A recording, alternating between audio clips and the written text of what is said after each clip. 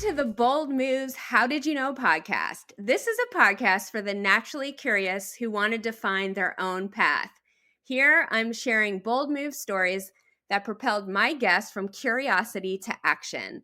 And in doing so, they've defined a path that is purposeful to them.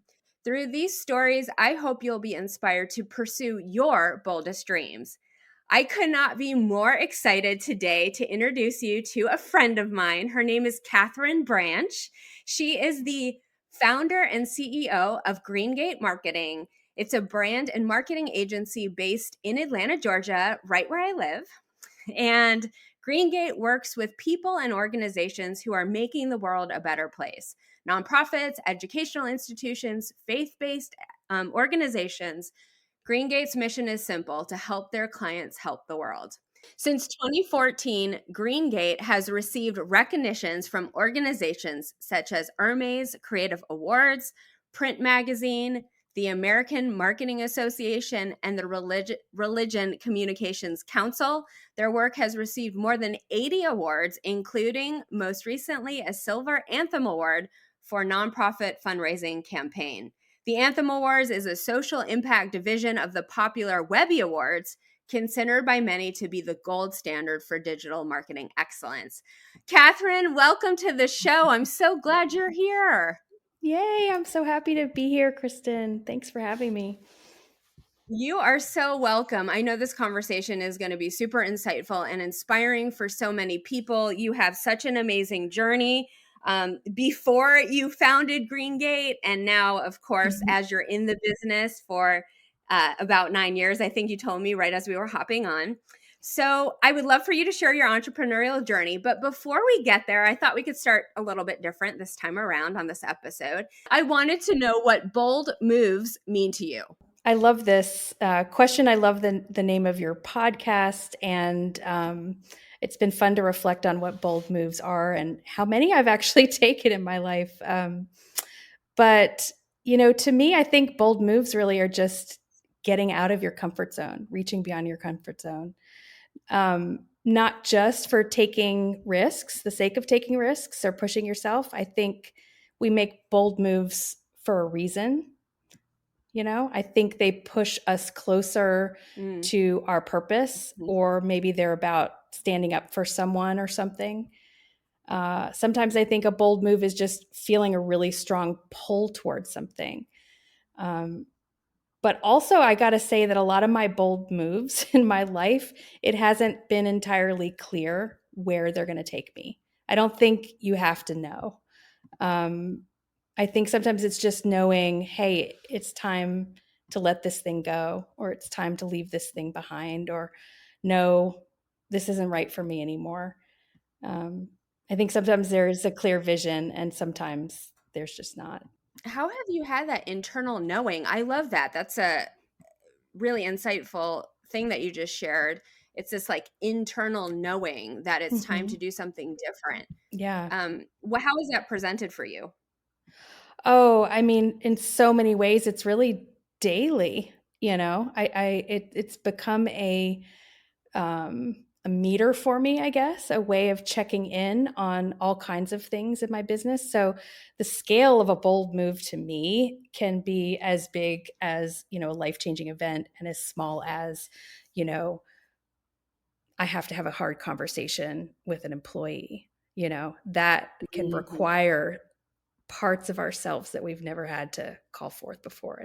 I want to just give an overview a little bit more about Greengate, and then let you share more about your journey to founding Greengate. I know there's going to be so many great nuggets in this story for people.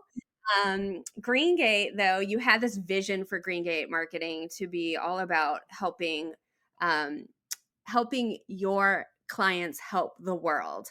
And it is so your organization is committed to impactful storytelling. By helping these organizations tell their stories, Greengate fosters authentic conversations that strengthen nonprofit communities and garners support so their clients can make a difference in the world.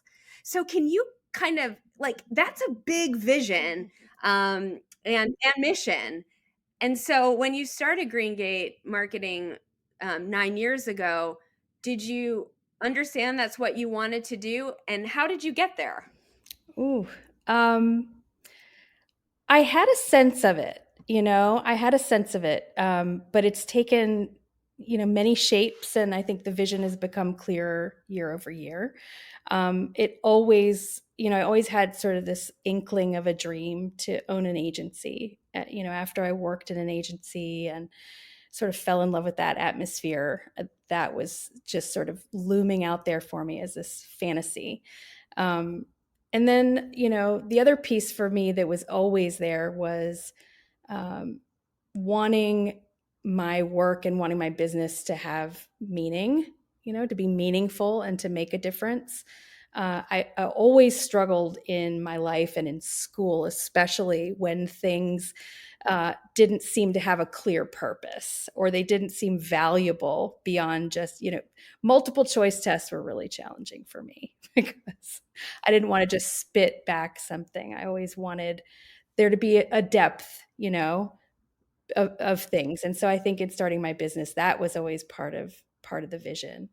And then over the years, it's taken shape to, be more focused on working with nonprofits, more focused on working with mission-driven companies, and, in terms of the work that we do, really honing in on storytelling and messaging, and, connecting with audiences in an emotional, authentic, real way.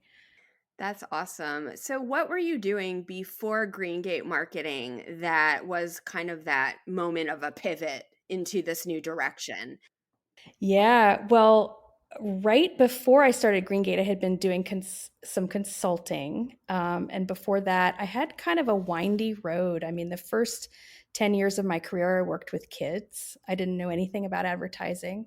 I'd never taken a class in it or done any training whatsoever. And at sort of a personal crossroads point in my life, in my late 20s, I got a temp job as a receptionist at an ad agency that was owned by a family friend, and had a lot of fun. And fortunately, at the end of the temp position, I was offered a job as a PR assistant, and then I got offered a position in the advertising side as an assistant ad executive. And I just, once I got over to advertising, I honestly just fell in love with the work.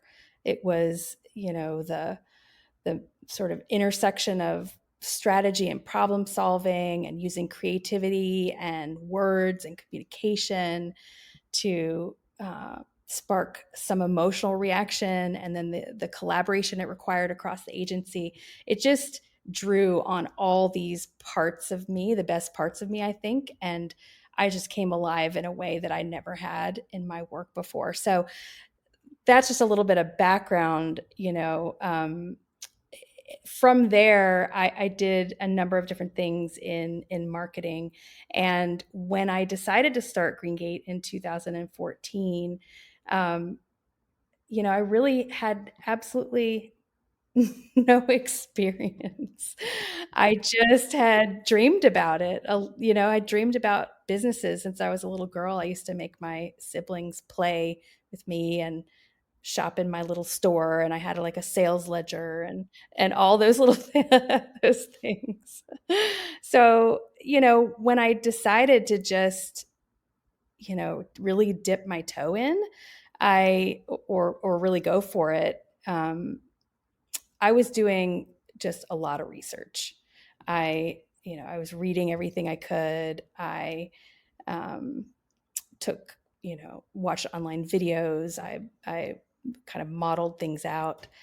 Um, but during this period of my life, I also, had been trying to get pregnant for several years with my ex-husband now, but we'd been in the process this same year as starting Green Gate of trying to adopt, and we were trying to adopt a sibling group from DFAX that year. And so these two pieces of my life were you know sort of coinciding. 6 months after I started Green Gate, we were able to, let's see, 6 months. Yeah, 6 months.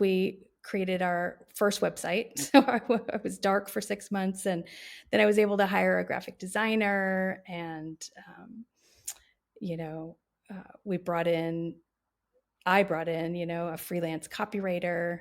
I think we had a creative director, account manager. I was able to get an intern from Georgia State.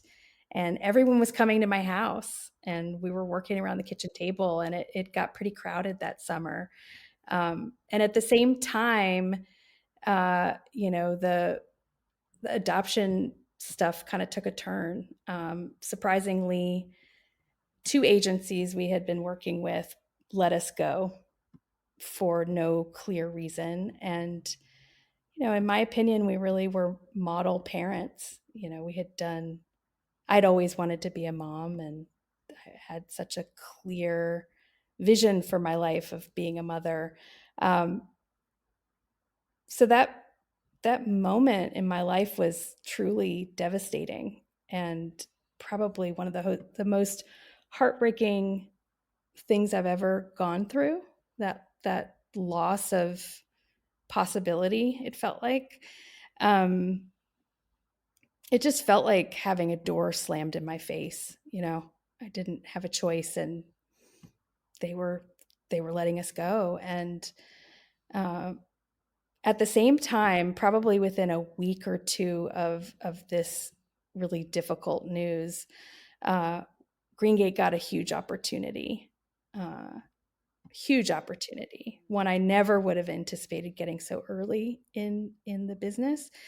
And it just felt like this flashing sign and this door flying open, and I couldn't ignore the juxtaposition of these two major events. And the more I sort of reflected and did some soul searching and mourning and grieving, the more I realized that my path was being shown to me in this moment. And I really believe that's what happened. And so I did what I needed to do to grieve and to mourn and to move on from that vision of my life, and redirect and focus on Greengate. And yeah, from there, we've been working hard ever since. Yeah, so let me that you shared something so powerful, so vulnerable. Thank you for expressing that, because it's important for people to know that on the what's on the outside that people are projecting um, is one thing, and that's how people keep moving forward, right? Hmm. But there's a lot going on behind the scenes as well that can be really devastating in somebody's life. Yeah, Um, in that those two things can happen at the same time. absolutely. How did you how did you deal with that juxtaposition? I know you said you grieved, and um, you were doing probably a lot of things from a self-care perspective, but how did you deal, if you could be a little more tangible about how you thought dealt with that juxtaposition when maybe after work you were coming home and trying to figure out how to process all of these emotions from the adoption process that went south, and then during the day trying to build the hype up Hmm. to launch and get more clients and make Greengate marketing into something. So Yeah. what did that experience, when you were, if you put yourself back into that Hmm. experience, what was that like for you? It was intense. It was really intense. I mean, one thing I remember was how wonderful and supportive my team was. They didn't really know the details of what was going on, but they knew I was going through something difficult. And the love and support they expressed to me during that time gave me a sense of belonging that I think if I didn't have that, it would have been a lot harder. The distraction of this new opportunity and our rapid growth helped sort of, with just coping day to day. But it was I had to do the work of choosing to let it go, you know, choosing to believe that this was a shift in path for me. I think that if I hadn't been conscious about that and I just kind of swept it under the rug, I think I'd probably still be dealing with it today. Um, but it does feel like a very pivotal moment in my life, and definitely in my business, and I'm grateful for it, honestly. Wow. Very thanks again for sharing. Now that you're in to Green Gate Marketing now 9 years, and you just won this amazing recognition, right? The Anthem Award, or the Silver Award for Nonprofit Fundraising Campaign at the Anthem Awards, Mhm. which, as noted, that's a kind of subset of the Webby Awards, which in marketing is the creme of the creme. Um, so wow, that's a big high, a big a milestone and achievement. Um, so I wanted to ask you a little bit about, what helped you to get to this place in your business where you have been able to hit so many amazing milestones, and continue to cross those off your list, and add more awards to your under your belt.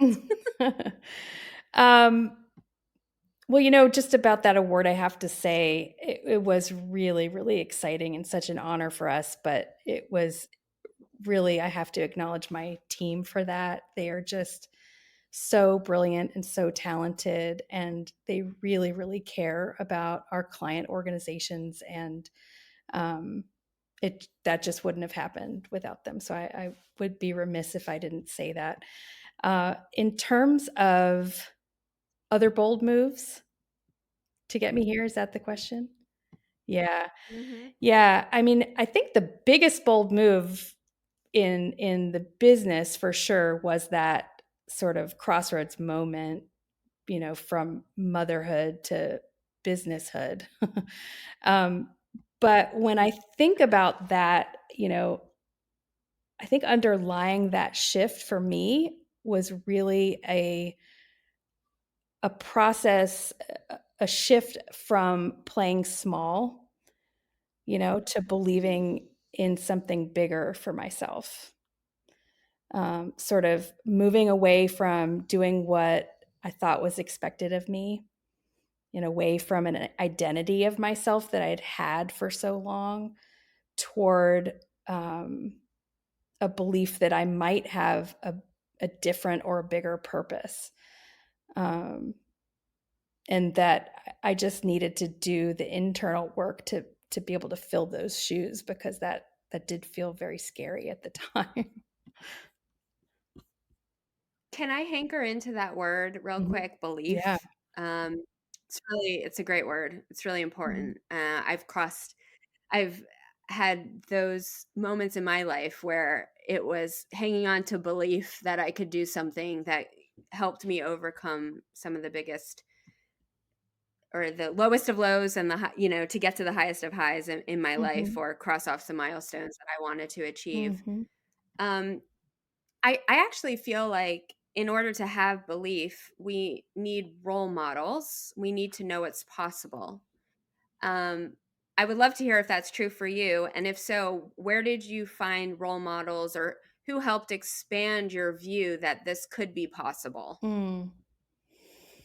Yeah, definitely have had many role models, and influences for sure. My dad is a general contractor and has always worked for himself. So I kind of always got to observe that, although I didn't really know what was going on as a kid.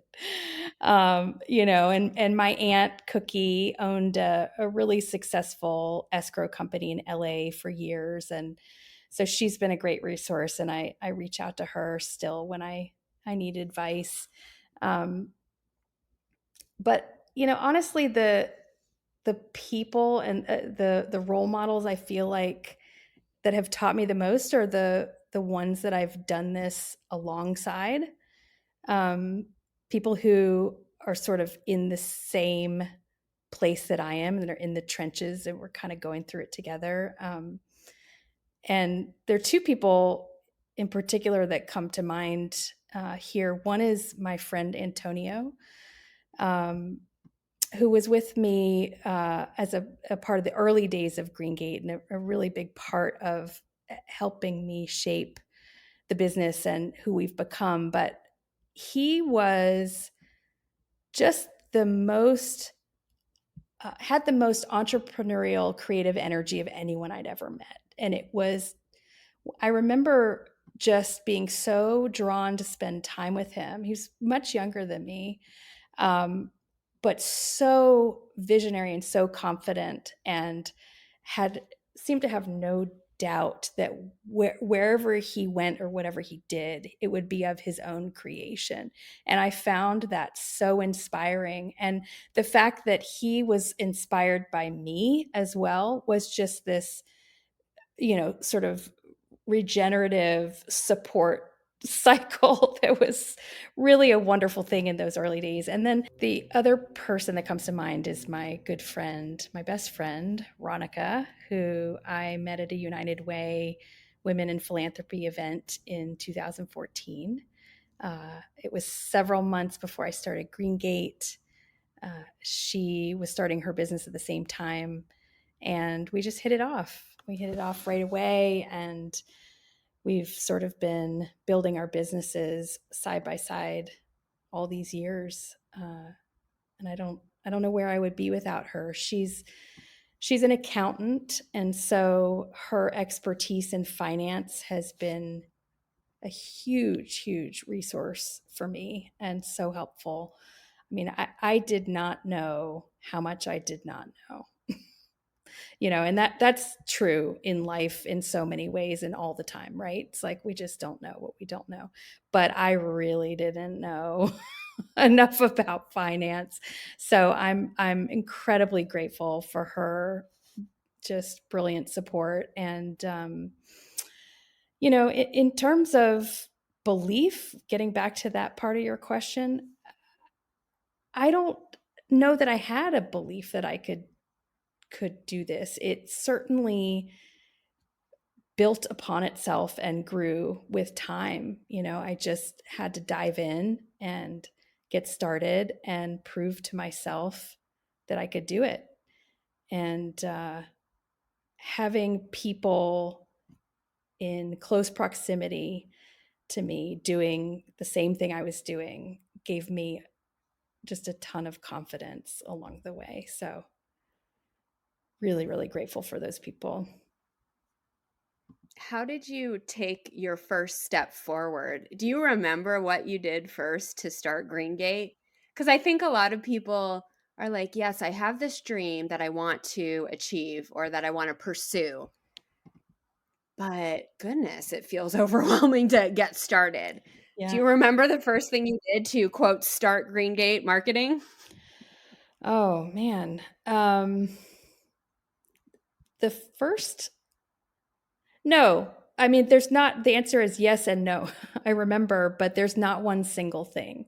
It was so the culmination of so many different steps and decisions and trials and errors. And but I do remember distinctly the moment that I filed my articles of incorporation with the Secretary of State, and that felt like a really big moment. That just felt like, okay, it's real. I am swinging this door wide open, and we're going to see where this goes.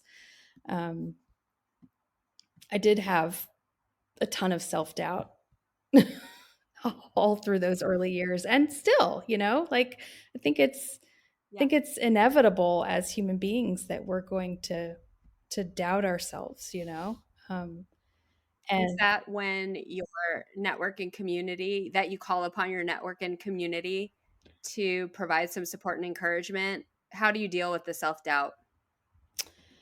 Yeah, I think part of it's community, but for me it's been more of a sort of a personal journey of internal work. I think doubt can really drag you. I mean, it could just drag you down, and if you don't teach yourself how to question those thoughts and to work on finding another perspective, then you're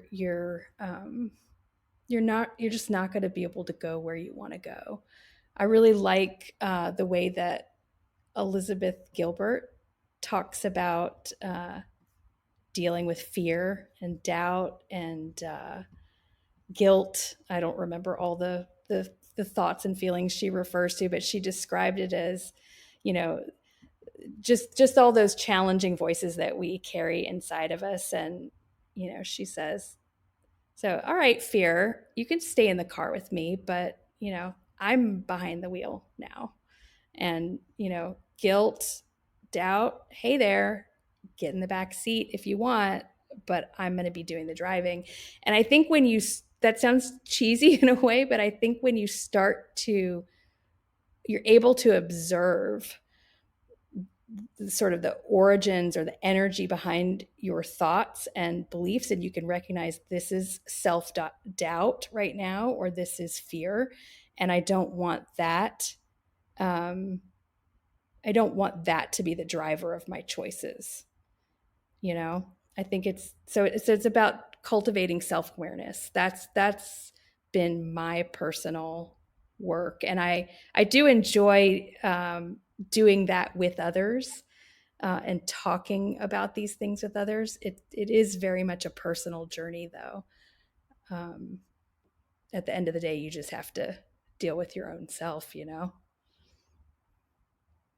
Totally. Yeah.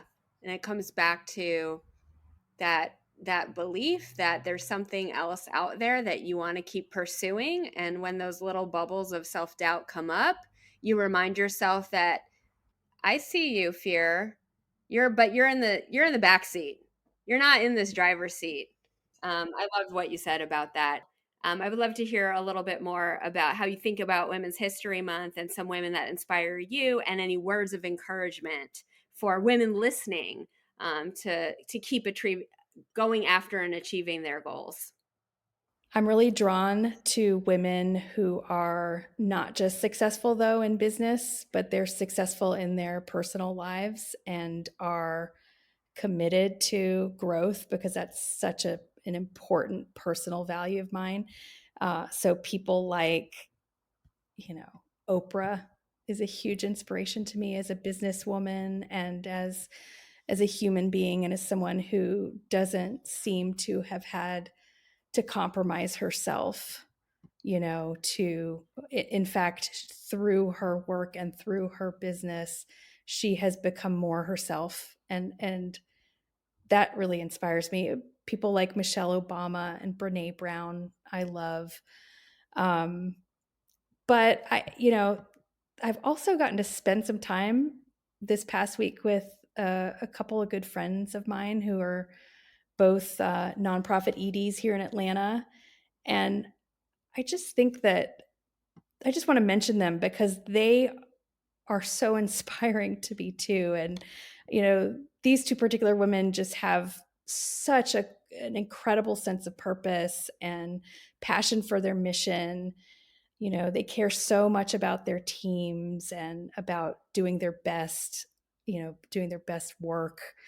Um, Both of these friends of mine are women of color and have to contend with doubt that's coming from external sources all the time. So we were talking about self-doubt a minute ago, and I find that the courage that they must have to uh, summon in order to decide whether they're going to stand up to some sort of external doubt, whether it's a moment to stand up or it's a moment to bring some grace. I think that the courage that these women have to muster and sort of dig out from within themselves to just show up in these little micro moments.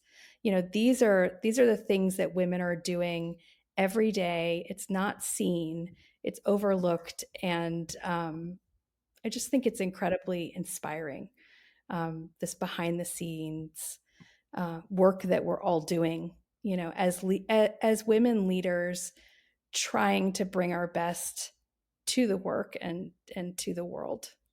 What are some of the things you know today about being bold that you wish you would have known earlier on? I have three things that I wish I would have known earlier on. And the first one is that it's not about the hustle. I think that hustle culture is driven by coercion and manipulation. It's right there in the name, hustle. um, and hustle culture tells us to brag and to flaunt on social media. Uh, it tells us, that we have to convince people to do business with us. Uh, so, I want my business to be driven by other values, by authenticity and service to something bigger. And I think that means at this point calling into question some of those business quote unquote best practices. Um, you know, don't get me wrong, you have to work your butt off if you're going to own a business, there's no doubt. But I think I wish that I had known that I don't have to hustle, that it's really about intention. And the second thing I would say is that everything takes practice, and just get started, because uh, you just learn along the way and you'll get better. You get better with practice. So just get started. And the biggest one for me personally, and in starting my business, is don't settle.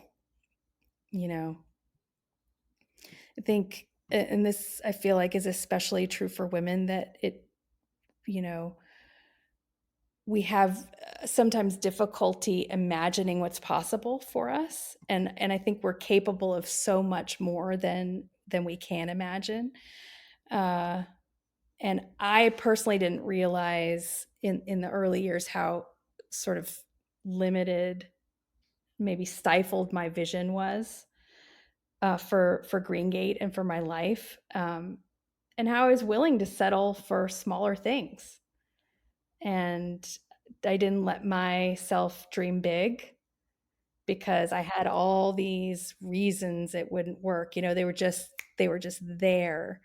And when I learned that these are, it's often called limiting beliefs. When I learned, oh, I don't I don't actually want that belief. It's there, but I don't agree. I don't want it anymore.